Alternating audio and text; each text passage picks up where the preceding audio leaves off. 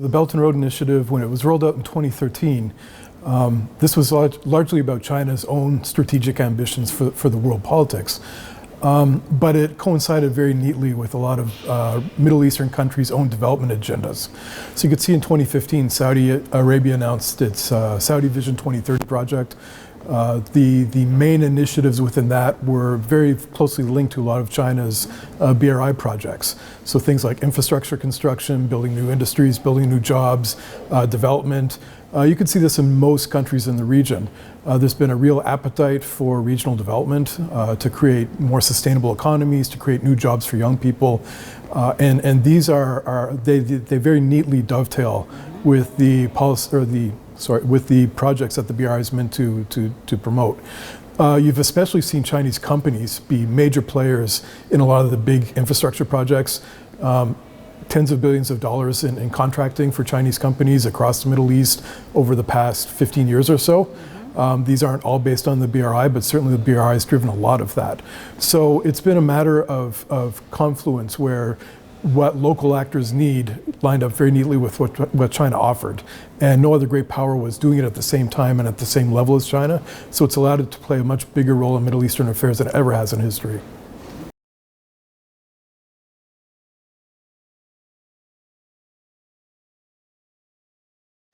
China's been making big gains in being perceived as a major diplomatic actor in the region. The fact of the matter is, nobody in the region is looking to Beijing for answers to these questions. I think what we've seen is there's been a pullback from American leadership in the Middle East on a lot of these big questions. There's also a fatigue among Middle Eastern people and leaders with solutions from the West. So they're looking for extra regional great powers who can help them with these things, but it's not necessarily China. So when you talk about Palestine and Israel, there are very few people in China with deep knowledge or deep networks within those two societies. They don't really have much to contribute. You've seen this year when Abbas visited Beijing and Palestine became a strategic partner with China, and there was talk from Beijing of trying to mediate. Most people in Israel were not paying attention to this message because they thought, who in China can help us with this? China doesn't have the diplomatic network, it doesn't have the skin in the game, they don't have the regional expertise and the knowledge. So there's a real lack of this. Now that might present an opportunity because they're not as deeply engaged. That means there's less baggage. But at the same time, I think most folks in the region know that if you want a real solution to these problems, China just doesn't have the expertise, the networks, or the wherewithal to really see it through.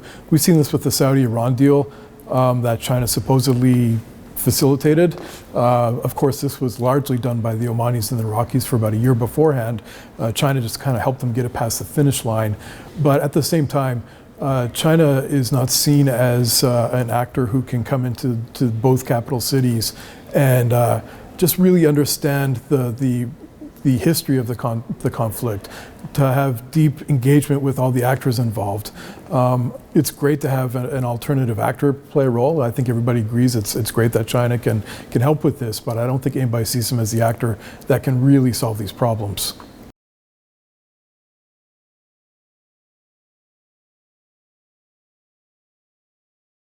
So this is something China's been trying to build on. You can see in the Belt and Road Initiative, one of the priorities, cooperation priorities, was people-to-people ties. In the Middle East, they're at a very, very shallow or nascent level in this regard. Most people in the Middle East don't know anything about China. There's very little knowledge production about China. There's very little area studies in regional universities. People aren't studying Chinese in a meaningful way.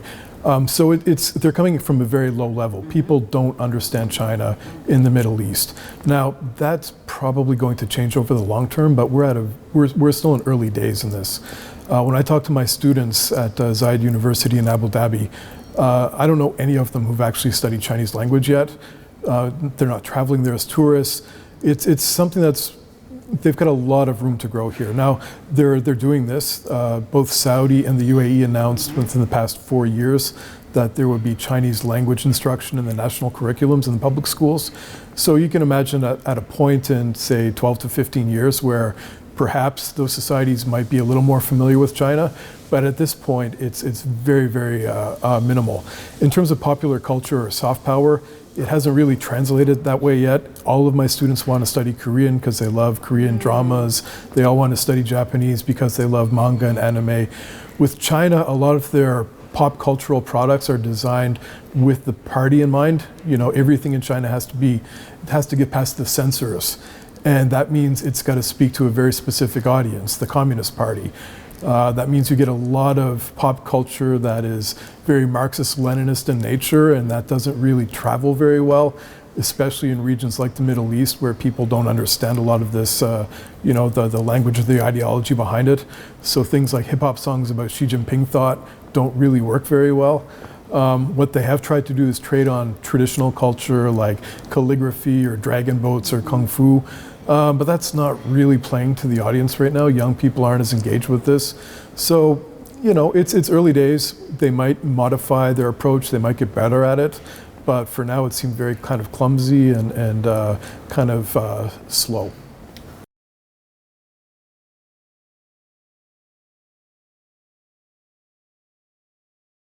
I think the way China looks at the Middle East and global governance is not, it's very inward focused. And by that I mean, how can the Middle East help China's view of global governance? Not how can China support Middle Eastern initiatives. You've seen in the past few years, China rolled out the Global Development Initiative, the Global Security Initiative, the Global Civilizational Initiative. What these are meant to do are replace Western-shaped norms and practices of global governance and replace them with Chinese preferred alternatives. And they've been doing this realizing that most of the developed economies in the world don't find these appealing at all. You've seen China's relations with the Europeans, with the Brits, with the Americans, with the Australians have been on a downward trajectory. I think what that means is they've reached out more and more to the global south as countries that are also perhaps frustrated with Western norms of international politics and global governance and are hungry for an alternative. At the same time, I don't think anybody really thinks that China provides wholesale the alternative everybody wants. I think that most folks in the Middle East like that China's speaking about changing or modifying global governance in a way that speaks to their grievances. I don't think they share China's vision of what it should look like. And I think you've seen in recent years a lot of alternatives. Just last month, the G20 was held in New Delhi, and India presented itself as a different voice for global governance in the global south. So I think when China looks at the Middle East, what they're looking for are countries and societies that share their narrative affinity for change. I think what they hope is that these countries will just adopt Chinese preferences, but so far that's not been the case. I think it's a very competitive marketplace for these ideas, and China's going to have to really listen more intently to local voices to get a sense of what they want, rather than projecting what China wants and hoping that others will just buy into it.